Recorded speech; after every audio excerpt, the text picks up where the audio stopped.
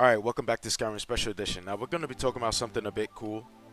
Now, in the game Fallout 76, which you probably haven't played, and I don't blame you if you haven't, there actually are some cool features in that game despite the bad reviews that it keeps getting. One of those features is the ability to quick use an item. So you can go up to an item in the world.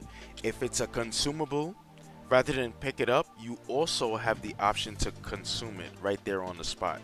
So if there's a piece of Salisbury steak, or if there's a beer or lemonade, you can drink it rather than put it into your inventory and then consuming it from there.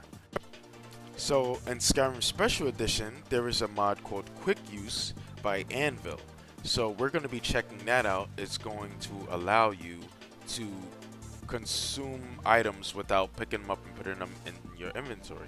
So before we jump into this mod, I'm going to bring up the description and try to read it off for you guys briefly.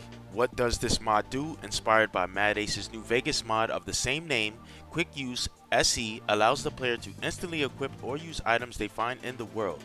Applicable items are weapons, armors, ammunition, ingredients, potions, and food. How does it work? When an item is added to the player's inventory and they are holding a customizable hotkey, default left shift, the item is automatically equipped or consumed. If the item is a weapon and the player is holding a different customizable hotkey, default left alt, in addition, the weapon is equipped in the player's left hand. In game, I approach this item, I hold shift, I interact with it, and my character will drink from it. Oh, they're playing an eating animation, but it actually works, so that's pretty good. I could take the honeycomb right there. Now I can hold shift, press interact. Restored stamina discovered from honeycomb. So let me hold shift and grab this consumable bee, or it's an alchemy ingredient. Restore stamina discovered from bee. This seems kind of cheap. Beehive husk. Resist potion discovered. Okay, so alright, so next up we have Honeybee Hives by Darshando. What this mod is going to do is just going to add a few beehives in front of the honningbrew meadery. Now there is another mod similar to this that also puts beehives in front of the honningbrew meadery by Arthur Moore, but for some odd reason he did not put it on the Nexus. He did put it on another site and I was able to find it. However, I had no idea how to download the file from that site.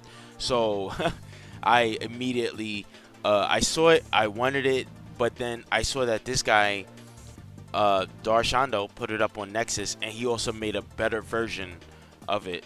So here we are, 11th hour, in front of the honningbrew meadery, and there you go. There's your beehives sitting right there looking nice and good. It looks great. It even has some flower beds in front of it. You know, that's pretty good because the bees need the flowers, you know. So yeah, it's got your little flower beds, your beehives. Inside there's bees and honeycombs if you want to harvest those. Alright, so I'll end this with fighting a monster from a mod called Beast of Tamriel.